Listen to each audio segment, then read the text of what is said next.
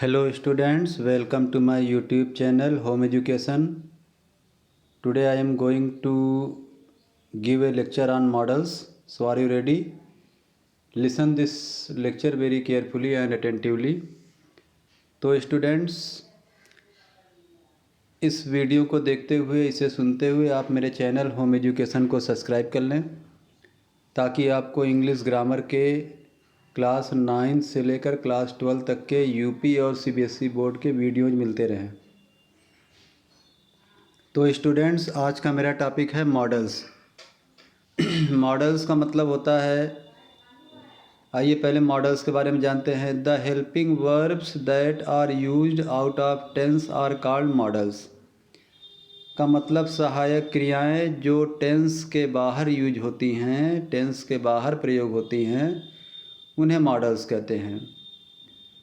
तो देखिए, मैं मॉडल्स के बारे में डिटेल दे रहा हूँ। सबसे पहला मॉडल है कैन, दूसरा है मे, तीसरा है कुड, चौथा है माइट, पांचवा है शुड, छठा है आट टू, सातवां है वुड और आठवां है मस्ट।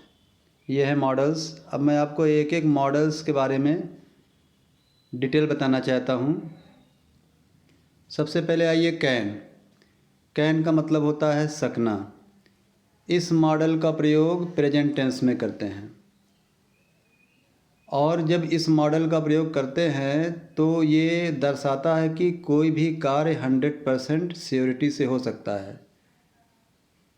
जैसे I can do this work, मैं यह काम कर सकता हूँ, यानी मैं ये काम 100% कर सकता हूँ। ठीक है, तो कैन जो है 100% श्योरिटी दर्शाता है, और कैन का प्रयोग प्रेजेंट टेंस में होता है। दूसरा मॉडल है मे। मे का भी अर्थ होता है सकना। मे का प्रयोग भी प्रेजेंट टेंस में होता है, लेकिन जब इसका प्रयोग करते हैं तो ये मॉडल ये दर्शाता है कि कोई कार्य 50% श्योरिटी दर्शाता है। यानी कि कोई कार्य, अगर कोई व्यक्ति कार्य करता है तो वो कार्य 50% हो सकता है और 50% नहीं भी हो सकता। जैसे द पेशेंट मे डाई, मरीज मर सकता है।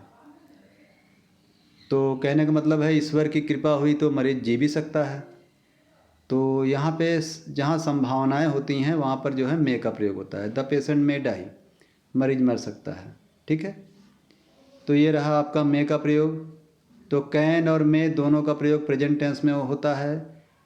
कैन 100% श्योरिटी दर्शाता है कि कोई कार्य 100% किसी के द्वारा हो सकता है, और मे 50% श्योरिटी दर्शाता है कि कोई कार्य किसी के द्वारा 50% हो भी सकता है, 50% नहीं भी हो सकता। अब आइए तीसरा कुड। तो कैन का ही पास्ट होता है कुड। तो जैसे कैन कुड का अर्थ भी होता है सकना, तो कुड का प्रयोग पास्ट टेंस में करते हैं। कैन का प्रेजेंट टेंस में करते हैं, जबकि कुड का प्रयोग पास्ट टेंस में करते हैं। तो जैसे कैन 100% श्योरिटी दिखाता है, उसी तरह कुड भी 100% श्योरिटी दिखाएगा। अंतर ये है सिर्फ कि कुड का प्रयोग पास्ट टेंस में होता है। जैसे ही कुड हेल्प हर, वह उसकी सहायता कर सकता था, यानी वह उसकी सहायता निश्चित रूप से कर सकता था। ये 100% श्योरिटी दर्शाता है। इसी तरह से मे का पास्ट होता है माइट। माइट का अर्थ भी होता है सकना। तो माइट भी जो है 50% श्योरिटी दर्शाता है कि किसी सब्जेक्ट के द्वारा कोई कार्य 50% हो सकता है, 50% नहीं भी हो सकता है। जैसे सी माइट इंटरप्ट हिम, वह उसे बाधित कर सकती थी। कहने का मतलब वह उसे बाधित कर सकती थी, नहीं भी कर सकती थी।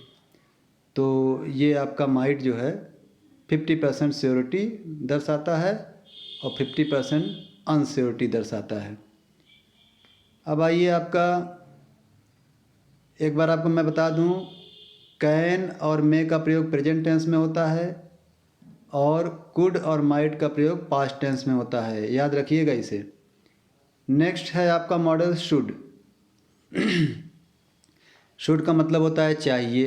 तो इसका प्रयोग मतलब ऐसे सेंटेंस में करते हैं जिस सेंटेंस में लास्ट में चाहिए लगा हो। कॉमनली ऐसे सेंटेंस में करते हैं। जैसे ही शुड टेक रेस्ट, उसे आराम करना चाहिए। ठीक है, तो इस तरह से शुड का प्रयोग करेंगे। अब नेक्स्ट आपका 6 नंबर का जो मॉडल है आर्ट टू।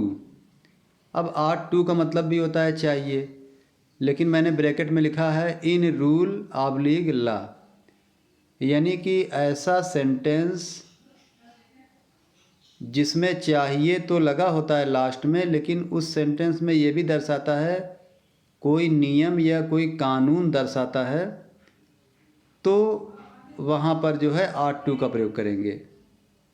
ठीक है, जैसे we are to obey the rules of the road, हमें सड़क के नियमों का पालन करना चाहिए। तो अब सड़क के नियम बने होते हैं तो उसका पालन करना चाहिए, क्योंकि सड़क के नियम बने होते हैं तो उसका पालन करना चाहिए, तो यहाँ शुड नहीं लगेगा, क्योंकि ये एक नियम है और एक कानून है।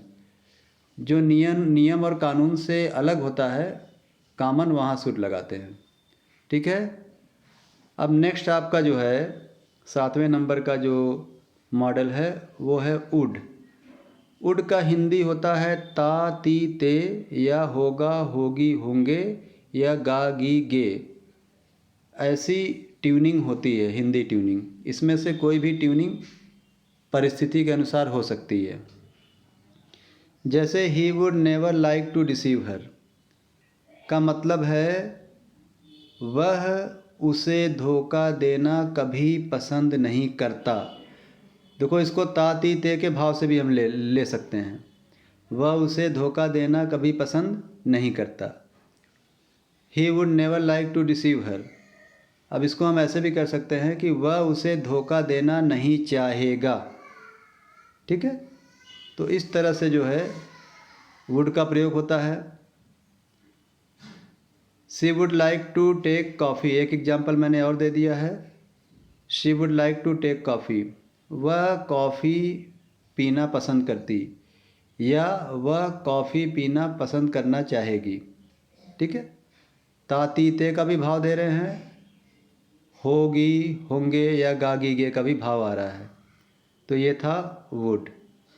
अब लास्ट आपका जो मॉडल है 8वें नंबर का वो है मस्ट। इस मॉडल का प्रयोग वहाँ होता है जब हिंदी सेंटेंस में अवश्य या ज़रूर ये शब्द आता है, तब हम मस्ट का प्रयोग करते हैं। जैसे he must do yoga daily to keep himself fit, उसे स्वयं को फिट रखने के लिए अवश्य डेली प्रतिदिन योगा करना चाहिए। तो यहाँ पर अवश्य आ गया। ठीक है, आया तो चाहिए भी, लेकिन अब यहाँ शुड नहीं लगा देंगे क्योंकि अवश्य आया है, तो इसलिए हम मस्ट लगाएंगे। ठीक है, he must do yoga daily to keep himself fit, उसे स्वयं को फिट रखने के लिए अवश्य ही योगा करना चाहिए।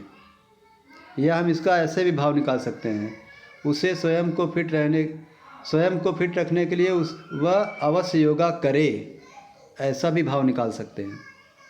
ध्यान दीजिए, he must do yoga daily to keep himself fit, स्वयं को फिट रखने के लिए, स्वयं को तंदुरुस्त रखने के लिए वह अवश्य प्रतिदिन योगा करे, ऐसा भी भाव हो सकता है।